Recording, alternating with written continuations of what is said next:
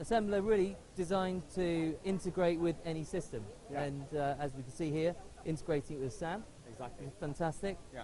It's taken 20 minutes to build the robot and From 2 no- minutes to program it. Exactly. But now we're back to the Fantastic. drawing table. We're Yep. back to iterate and to improve our Let's robot. improve it. What can we do? What can we do? Well, I was thinking, I was having a look around at a few different SAM blocks. Yeah. And I was thinking we might add a reverse sensor. Perfect. So basically, if we are backing up and we Yep. approach something, we get a flashing light and a warning Cool. saying, hey, you're too close to something. Yeah. So we're going to use proximity sensor. Yep. I reckon we use a light as well to flash. Great. And maybe we have some sound effects. Great. Could be a good starting point. So if we put this one on the back, what Yep. we'll need to do is we've got a nice mounting point here. Excellent. We have to think about how to keep that in place. So straight away I can see that a piece of link strip cut to the right length. We'll clamp that down with a couple of bolts. Perfect. So So what you mentioned, it's all about that clamping and using the bolts to different lengths Absolutely. to hold things in place. right? Absolutely. Yeah. Because it's all about integration, there are many systems and many ways of integrating. Okay, so let's just cut a length of link strip. Very straightforward. Oh, great. And find a couple of bolts. So all of this comes in that kit bag. So All of it comes in the kit, out of the box, absolutely. ready to go. Yeah, And all of this, absolutely. if you basically Yeah. just use tools to cut them to Yeah. purpose. Yeah.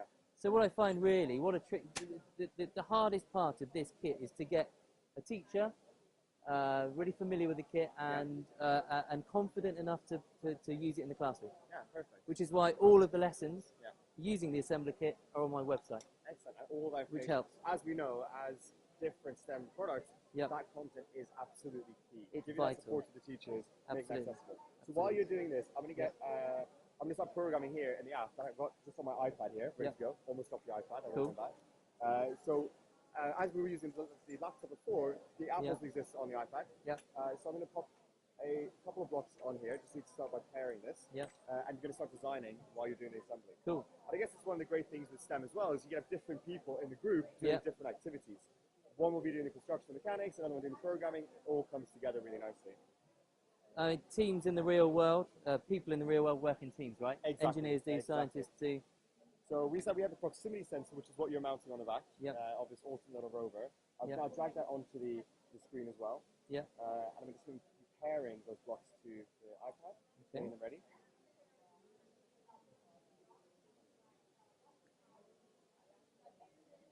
So this programming is not exactly a spectator sport, so it's just going to be doing something that's Okay. virtual nuts and bolts here, as you do the physical ones. Well, we're almost done with the clamping. Right. All I need now is a couple of nuts.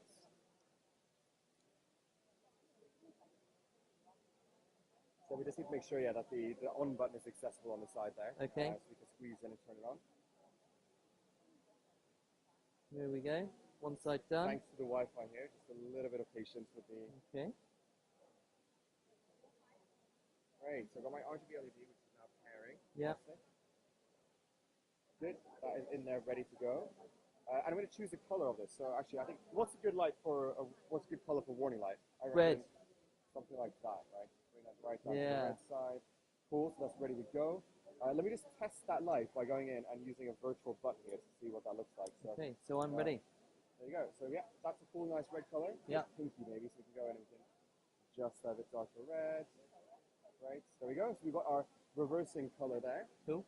And then what we need to do is just turn on the proximity sensor there. So if you can just grab in and squeeze that in for 2 seconds, then I'll come back in the app and I can just pair that proximity sensor. So we have that ready to program as well. Cool. It's gone blue. Gone blue, it is ready to go. And then what we need to do is basically say, if this gets above a certain level, Yeah. we're going to turn the lights on. Yeah. So this is where we use the software blocks and say, I'm going to use a threshold saying if that threshold goes above Yeah. a certain level, it's then going to turn the lights on. So let's put at 50. Yeah. So basically, if you move your hand in front of that proximity sensor, as soon as that gets too close, the light turns on. Cool. And there we basically have a little reverse signal. Nice. I wish we mount the light. Maybe we should put the lights. Oh, I don't know. Where should we put it? On the top? Yeah, Here? yeah, exactly. You can Does that go there? It's a little bit tight in terms of the Yeah. bolts. There's always a solution. There's a solution somewhere. Let's think about this. It's actually good as well, because that's going to be counterbalancing, put a bit more weight on the back. Yeah, it will. Yeah. So you can attach that there. So while you're doing that, I'm actually going to turn it into a flashing light. So Okay. again, this is another step that we're iterating. We had one Yeah. solution. We Yeah. said, okay, what can we do next? How can we improve this? Yeah. So I'm going to go in and I'm actually going to use an interval function. which basically turns a constant signal into a flashing signal.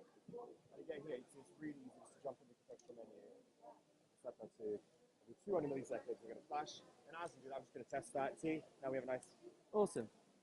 flashing reverse light. That's really cool. That's really great.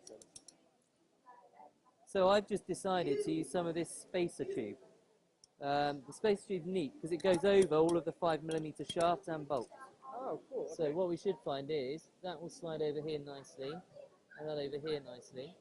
And then we should be able to use a couple of pins which have flat heads just to hold the sensor in place wherever they are. Here, let's use these two. Let's use these two. Oh, cool. Great. Let's see if it's going to work. That on the top. Again, coming back down to the squeezing things in, having a nice separation. Might have to adjust that slightly. While you do that, I'm going to add a buzzer sound as well. Okay. As we approach. Turn the volume up on my. So one of the great things with Sam as well is that you can use the blocks virtually. So even though we don't have a buzzer here, I can program that in as if we're using the buzzer. So just to make sure we've got some nice volume going. Let's see if that. So now. There you can hear we got a nice little like alert. Let's just try this one.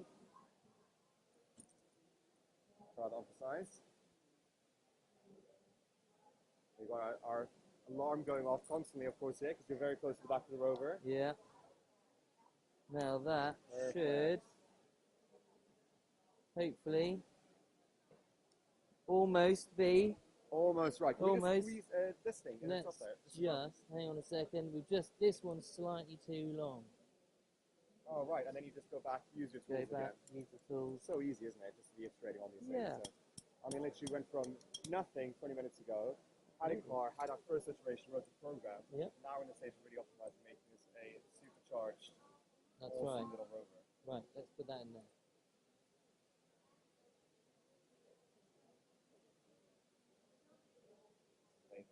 I mean, this is what STEM is really all about, right? It's about of course it is. Getting make it work. hands-on, testing it out, iterating, designing, coming up with new solutions. Yeah. There's always a solution to everything out there. You just need a bit of time, a bit of patience. Exactly. He says. And then, well, I think that's going to do. That's going to do. Yeah, not a perfect solution. Not a perfect solution, but it's one that works. Exactly. That's going to stay in there. And then as we approach the back of the car, let's just put that down there. As you approach, you then trigger. As you can hear from the iPad as well, playing the sound from that. So that's great. Another great collaboration. There we go. Yeah. How about that? Perfect. Well done. Yeah. 25 minutes, done. Yeah, excellent.